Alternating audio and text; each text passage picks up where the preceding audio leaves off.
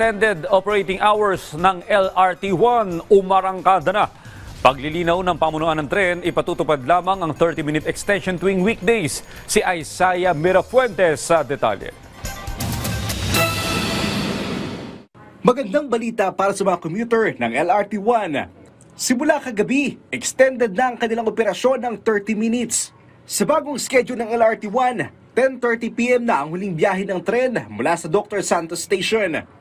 Habang 10:45 naman ang alis ng huling tren mula sa Fernando Poe Jr. Station. Ayon sa Electric Manila Corporation, walang magiging pagbabago sa oras ng unang biyahe ng mga tren. 4:30 AM pa rin ang alis ng mga tren mula sa Fernando Poe Jr. Station at Dr. Santos Station.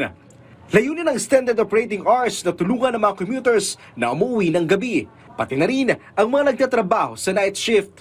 We really studied it well, no? Kasi we wanted to make sure na it will not significantly impact the available maintenance window.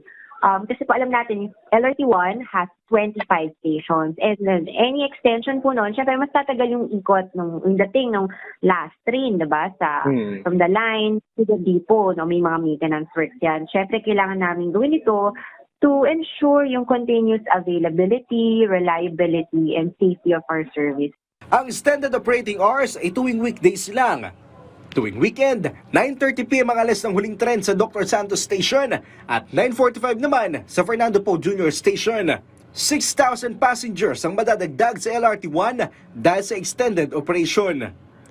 We will continue to monitor the situation, pero we assure them na we will implement initiatives to mitigate kung ano man yung magiging impact. Samantala, tuloy na ang dagdag pasahe sa LRT-1 simula sa April 2. 20 pesos na ang pinakamurang single journey ticket mula sa dating 15 pesos.